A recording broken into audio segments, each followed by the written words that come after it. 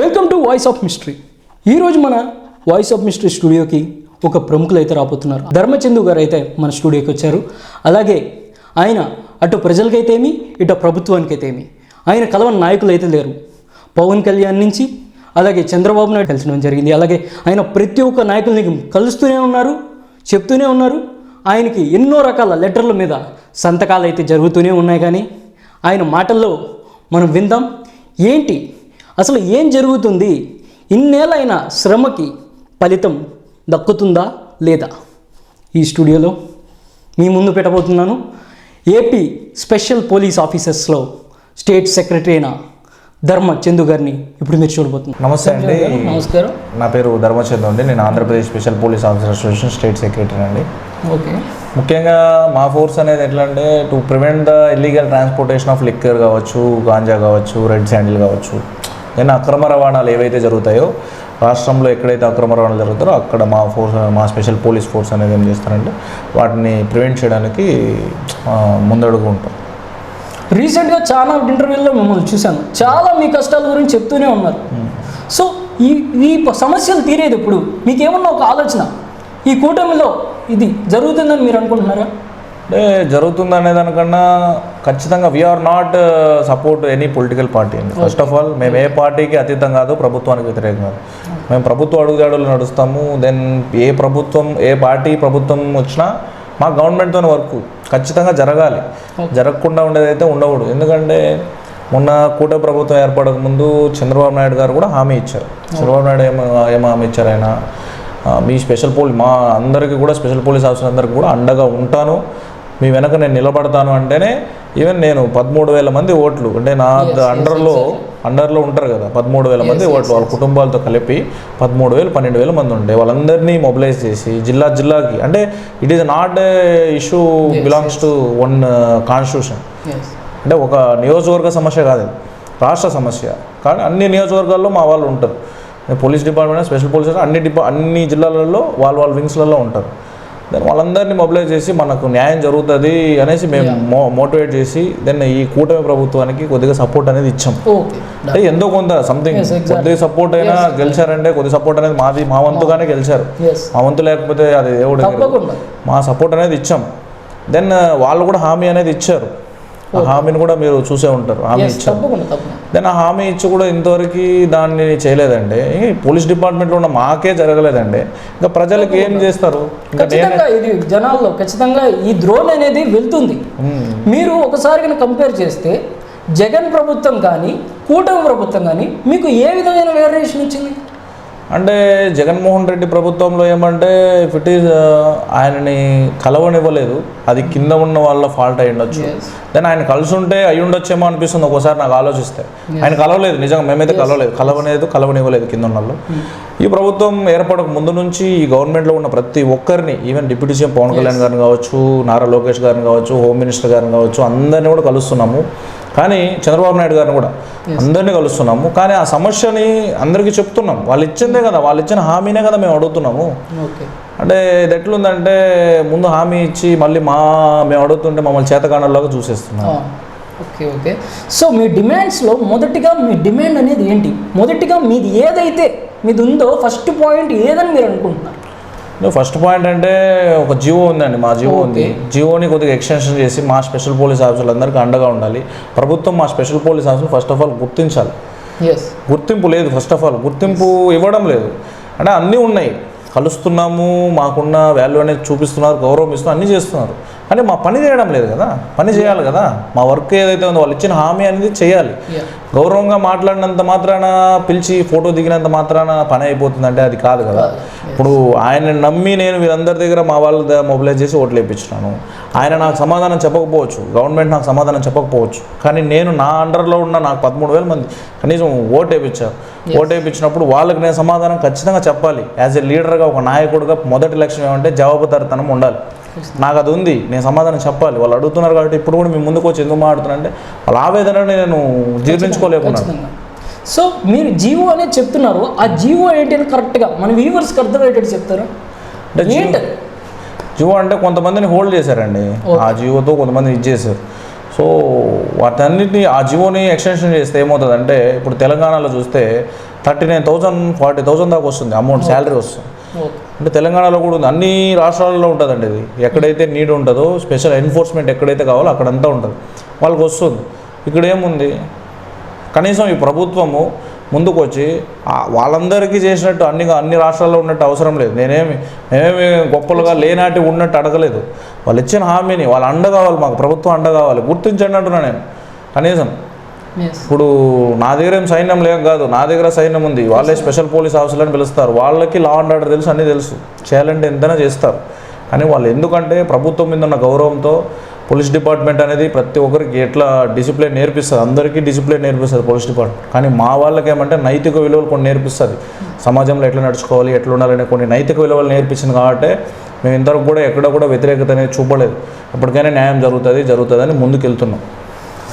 ఇప్పుడు దాకా మీరు కలిసిన అన్ని నాయకుల్లో కల్లా మీకు ధైర్యంగా హామీ ఇచ్చేది జరుగుతుంది అని మీకు ఒక హామీ అనేది, అది చేశారా అది వేరే విషయం, కానీ మీకు హామీ గట్టిగా ఇచ్చిన మనుషుల్లో ఎవరు?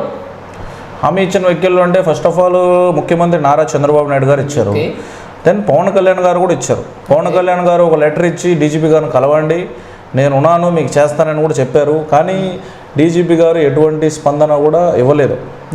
అంటే అది పవన్ కళ్యాణ్ గారు లెటర్ ఇస్తే కూడా ఏం జరగలేదు. కానీ హామీ అయితే మాత్రం ఖచ్చితంగా ఇచ్చారు, ఇద్దరు ఇచ్చారు, మీకు నేను ఉంటానంట కానీ ఇచ్చారు. దెన్ నారా లోకేష్ గారు కావచ్చు, హోమ్ మినిస్టర్ అనిత గారు కావచ్చు, వీళ్ళంతా మామూలుగా చెప్పారు మీకు అండగా ఉంటామని. కానీ వీళ్ళు రాతపూర్వకంగా ఇవ్వడం అంటే వీడియో ఎవిడెన్స్తో చంద్రబాబు నాయుడు గారు ఒక ప్రెస్ మీట్లో చెప్పారు. దెన్ పవన్ కళ్యాణ్ గారు ఒక లెటర్ పూర్వకంగా మాకు ఇవ్వడం జరిగింది.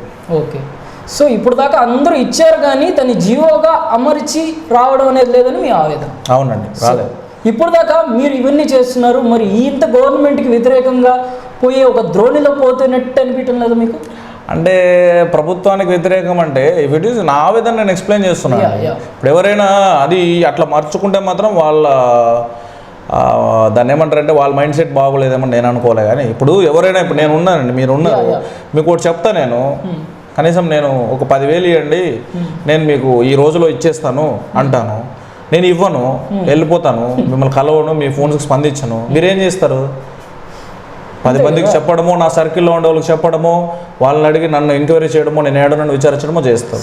ఎందుకంటే దాన్ని నేను వ్యతిరేకత చేస్తున్నారంటే అది నా భ్రమే. ఇంకా వాళ్ళ ఆవేదనను వాళ్ళు వ్యక్తం చేస్తారు. ఇప్పుడు నేను ఇచ్చిన హామీని ఖచ్చితంగా నెరవేర్చాలి. మీ దగ్గర నేను సంథింగ్ తీసుకున్నప్పుడు ఈ టైం లోపల చేస్తానన్నప్పుడు ఆ టైంలో చేయాలి. దాన్ని చేయలేదంటే నా మాటకేం వాల్యూ ఉన్నది, నాకేం వాల్యూ ఉన్నట్టు? తప్పకుండా. ఇప్పుడు మీరు దాన్ని చేసి ఆ న్యాయం కోసం మీరు వెళ్ళినప్పుడు దాన్ని వ్యతిరేకత అనడం చాలా తప్పు. మీ ఆవేదన మీరు వ్యక్తం చేసుకుంటారు. సో అట్లే నాకు కూడా ఇచ్చారు, చేయలేదు, నేనేం చేస్తాను? ఆయన్ని అడిగాను, ఆయన స్పందన లేదు, వాళ్ళ స్పందన ఎవరిది లేదు, పై అధికారులు ఎవరిది లేదు, నేనేం చేస్తాను? నా ఆవేదన వ్యక్తం చేస్తున్నా, అంతేగాని నేనే వ్యతిరేకత పోను. ఆల్రెడీ చెప్తున్నాను మీకు, మేము ఏ పార్టీకి అతీతం కాదు. పోలీస్ డిపార్ట్మెంట్ అంటే నైతిక విలువలు కూడా నేర్పిస్తుంది. మేము పార్టీలకి పొత్తుగా పోం, అర్థమైందా? గవర్నమెంట్కి ఫేవరబుల్గా ఉంటాం, గవర్నమెంట్ ఎలా డెసిషన్ ఉంటుందో అట్లే ఉంటాం. దాన్ని పార్టీకి అతీతంగా ఎప్పుడు చేయము, అట్లా ఎప్పుడు జరగదు. సో అంతే అంటారా? అంతే అండి. సో ఇన్ని చేస్తున్నప్పుడు గవర్నమెంట్ నుంచి కానీ అఫీషియల్స్ నుంచి కానీ మీకు ఏదైనా థ్రెడ్ వచ్చే అవకాశం అయితే ఉంటుందా? అంటే ముఖ్యంగా చెప్పాలంటే మీరు అన్ని క్వశ్చన్లో థ్రెట్ అంటే లైక్ ఫోన్ కాల్స్ లాంటి బెదిరింపుల కాల్స్ కానీ ఏమన్నా మీకు వస్తున్నాయా ఈ మధ్యకాలంలో? అంటే అవన్నీ ఏం రాలేదు, వచ్చే అవకాశాలు ఉండొచ్చు. దెన్ నేనేం బంగారాన్ని కాదు కదా, అందరికీ నచ్చాలంటే నేనేం బంగారాన్ని కాదు కదా. నేను చేసేదంటే నేను మంచిగా చేస్తున్నా, కానీ దాంట్లో కొంతమంది మంచి చూస్తారు, చెడు చూస్తారు. అలా మంచి చూసే వాళ్ళకి నేను మంచిగా కనపడతా, చెడు చూసే వాళ్ళకి చెడుగానే కనపడతా. కానీ థ్రెట్ వచ్చినంత మాత్రాన భయపడేదంతా ఉండదు. ఇఫ్ ఇట్ ఈస్ నా దగ్గర ఒక సైన్యం ఉంది, నా అడుగుజాడల్లో కూడా నా దగ్గర ఒక దళం ఉంది, స్పెషల్ పోలీస్ ఆఫీసర్లు నా దగ్గర ఉన్నారు. సో నన్ను ఎవరు ఏం చేస్తారు? నాకు నేను మంచి చేసేంత రోజుల్లో నాకు ఎవరు ఏం హాని చేయరు. హాని చేయాల్సిన రోజు వచ్చినా అది దేవుడే చూసుకుంటాడు. ఇఫ్ ఇట్ ఈస్ నేను అడిగేదంతా మీకు చెప్తున్నా, అదంతా రియలిస్టిక్గా జరిగిందే చెప్తున్నా. నేను ఏది కూడా నేను కల్పితం సినిమాలలో చేసినట్టు నేను కల్పితాలు చేయడం లేదు, లేకపోతే ఏం మార్ఫింగ్లు చేసి చెప్పడం లేదు. ఇట్ ఈస్ వాస్తవంగా సమాజంలో జరిగేది చెప్తున్నా. యువతకి ప్రభుత్వం ఉండాలి, అలాగే మా వాళ్ళకి కూడా ఇచ్చిన హామీలన్నింటినీ నెరవేర్చాలి. ఎవరైనా కూడా ఏ ప్రభుత్వమైనా ఇదే మాట్లాడతాం. పార్టీ ఎవరుంటే ఏముంది, గవర్నమెంట్తో ప్రజలు ఖచ్చితంగా క్వశ్చన్ చేసి right to ask, right to question అనేది ఖచ్చితంగా ఉంది. పబ్లిక్ ప్రతి ఒక్కరికి ఈ రైట్ ఉంది. ఓటేసారండి. నేనే యాజ్ సమాజంలో నేను కూడా ఒక పబ్లిక్కే. తప్పకుండా. నేను ఓటు వేసినప్పుడు నాకు అడిగే హక్కు అనేది ఉంది. ప్రతి ఒక్కరిని అడుగుతా కదా, నిలదీసే హక్కు నాకు ఉంది. ఎందుకంటే నేను వేసిన ఓటుతోనే గెలిచినానని నేను అనుకుంటా. మీరైనా అట్లే అనుకుంటారు. మీ నియోజకవర్గంలో మీరు ఓటేస్తారు, మీరేమనుకుంటారు? ఓటు వేసినప్పుడు ఏమనిపిస్తుంది? గెలిపించుకున్నది మీరే కదా. సింగిల్ ఓటుతో కూడా అయిపోతారు. డెఫినెట్లీ అది ప్రభుత్వాన్ని గెలిపించుకున్నప్పుడు దాన్ని అడిగే హక్కు, right to ask and right to question ఖచ్చితంగా పబ్లిక్ అందరికి ఉంది. యాజ్ ఏ పబ్లిక్గా కూడా ఎత్తుకున్నాను నేను, అడిగే హక్కు ఉంది. ఎవరైనా అడుగుతారు. ఈరోజు నా గొంతు ఒకటే లేస్తుంది మా దాంట్లో స్పెషల్ పోలీస్ అవసరం. రేపు అందరూ వచ్చి నేను మింద పడతారు. అవకాశం ప్రతి ఒక్కరికి వస్తుందండి. సో అవకాశం ఇచ్చాము, ప్రభుత్వానికి అవకాశం ఇచ్చాము, చేయలేదు. నెక్స్ట్ నాకు అవకాశం వస్తుంది, రాదా? వస్తుంది. నా దగ్గర 13,000 మంది ఉన్నారు, నాకు అవకాశం వస్తుంది. అప్పుడు నేను ఇంకొకరికి అవకాశం ఇస్తాను, అంతే. ఇఫ్ ఇట్ ఈస్ ఇది ట్రూ. సో ఆ లోపల చేసి కొద్దిగా మాకు ఇచ్చిన హామీ నెరవేరిస్తే దెన్ ఇఫ్ ఇట్ ఈస్ ఒక సాఫ్ట్ కార్నర్ అనేది వస్తుంది. లేదంటే అందరిలాగే ఇది అవుతుంది. సో ఈ జాబ్ వచ్చినప్పటి నుంచి కూడా మీరు ఈ సమస్య ఎప్పుడు మొదలైంది, ఎప్పటి నుంచి మీరు పోరాడుతున్నారు, ఏ సంవత్సరం నుంచి? అంటే ఇఫ్ ఇట్ ఈస్ 2022 నుంచి అండి. 2022 నుంచి ఇది జరుగుతుంది. అంటే గత ప్రభుత్వం నుంచి జరుగుతుంది. ఆ గవర్నమెంట్ వైఎస్ఆర్సీపీ ఉన్నప్పటి నుంచి జరుగుతుంది. దెన్ అప్పట్లో ఇంత చేయలేదండి మేము. ఇంత ఫైట్, ఇంత దెన్ ప్రొటెస్ట్లు సంథింగ్ చేసాం మేము విజయవాడలో. దెన్ ఇవన్నీ చేయలేదు. ఇవన్నీ చేస్తుంటే అప్పుడే అయిపోయింటుంది అనిపిస్తుంది నాకు. అప్పటి నుంచి కనీసం అతను హామీ కూడా ఇవ్వలేదు. ఎవరు? గత ప్రభుత్వంలో ఉన్న జగన్మోహన్ రెడ్డి గారు కనీసం హామీ కూడా ఇవ్వలేదు. ఈయన హామీ ఇచ్చాడు. ఎవరు? చంద్రబాబు నాయుడు గారు హామీ ఇచ్చారు. కనీసం ఆ ఇచ్చిన హామీ నెరవేర్చమని అడుగుతున్నా. ఇప్పుడు మీరు ఉంటారండి, నేను ఉన్నాను యాజ్ ఎ బ్యాంక్ ఎంప్లాయీ. మీరు బ్యాంక్ ఎంప్లాయీకి ఉంటారు. నేను మీ దగ్గర లోన్కి వస్తాను. మీరు నన్ను ఏమడుగుతారు? లోన్ ఇచ్చేటప్పుడు హామీ పూచి అడుగుతారు. నేనేం చెప్తాను? ఖచ్చితంగా నేను కడతాను, నేను మీకు హామీ ఇస్తున్నాను, నా తల తాకట్టు పెట్టైనా కడతాను అని నేను హామీ ఇస్తేనే కదా మీరు నాకు అవకాశం ఇస్తారు. అంతే కదా, లోన్ ప్రొవైడ్ చేస్తారు. లేదు నా వల్ల కాదు, నా తరం కాదు, నేను చేయను, నా వల్ల కాదు అంటే మీరేం చేస్తారు? ఇంకొకరికి అవకాశం ఇస్తారు. నిజమా కదా? అంటే నేను చెప్పే యాంగిల్ ఎట్లు మీరు అర్థం చేసుకోండి. ఒక ఎగ్జాంపుల్ చెప్తున్నాను. లేదంటే అట్లా జరుగుతాయి అది. సో నేనేం చెప్తున్నా అంటే ప్రభుత్వం కొద్దిగా దీనిని సీరియస్గా తీసుకొని మా వాళ్ళందరికీ కూడా న్యాయం చేయాలని కోరుకుంటున్నాను. సో ఫైనల్గా మీరు ఏం చెప్తారు? సో ఈ సమస్య అనేది ఎప్పుడు రూపులు తీరుతుందని మీరైతే అనుకుంటున్నారు? తీరాలండి ఖచ్చితంగా. ఇప్పుడే లేట్ అయింది. ఇప్పుడే దగ్గర 1 year గడుస్తుంది ప్రభుత్వం ఏర్పడి. ఖచ్చితంగా ఈ ప్రభుత్వం అనేది ముందుకు వచ్చి అందరికీ కూడా న్యాయం చేయాలి. మా స్పెషల్ పోలీస్ ఆఫీసర్లకి ప్రభుత్వంలో ఒక సమాజంలో ఒక నమ్మకం కలిగించండి. ఎందుకంటే మా పోలీసులకి న్యాయం చేయడం ప్రజలకి ఒక ఆవేదన అనేది వస్తుంది. అందరూ ప్రజలే కదా, మేము కూడా ప్రజలే కదా. సమాజంలో ఒక సామాన్య పౌరుడిని నేను కూడా యాజ్ ఎ పౌరుడిగా నేను అడుగుతున్నాను. అసోసియేషన్ స్టేట్ సెక్రటరీ అంతా లిమిట్. ఒక పౌరుడిగా నేను అడుగుతున్నాను, ఇచ్చిన మాటని తప్పకూడదు ఎవరైనా. నేను తప్పలేదు కాబట్టి వాళ్ళకి ఇచ్చాను. 13,000 ఓట్లేసి గెలిపించారు కదా, వాళ్ళందరికీ ఇచ్చాను. ఏమిచ్చాను? మీకు న్యాయం చేస్తానని నేను హామీ ఇచ్చాను కాబట్టి ఈరోజు ఇంత దాకా వచ్చినాను. ఇప్పుడు అది ప్రభుత్వం కూడా ఏం చేయాలి? ప్రభుత్వం కూడా ఇది ఆలోచించాలి. హామీ ఇచ్చింది ఆ రోజు. హామీ ఇచ్చినప్పుడు తప్పకుండా ఖచ్చితంగా దాన్ని నెరవేర్చాలి. త్వరలోనే అది జరగాలని కోరుకుంటున్నాను. జరగకపోతే ఇంకెంతవరకైనా వెళ్తాం, ఎంతవరకైనా చేస్తాం. అవకాశం అనేది మాకు వస్తుంది. ఓకే, ఈరోజు అవకాశం రాకపోవచ్చు, వాళ్ళకి అవకాశం లేకపోవచ్చు, మాకు వస్తుంది. అవకాశం అనేది వస్తుంది, అది తెలుసుకోవాలి. చూశారు కదా ధర్మ గారి ఆవేదన. దయచేసి వారికి సపోర్ట్ చేయండి. ఇలాగే వారి సమస్య తొందరలో తీరాలని కోరుకుంటూ సెలవు తీసుకుంటాం. నమస్తే. పిలవగానే ఇంటర్వ్యూకి వచ్చినందుకు ధన్యవాదాలు. మీ సమస్య త్వరగా తీరాలని కోరుకుంటున్నాను. Thank you. ఓకే, లైక్ చేయండి, సబ్స్క్రైబ్ చేయండి, ముఖ్యంగా గంట సింబల్ కొట్టండి. Thank you so much.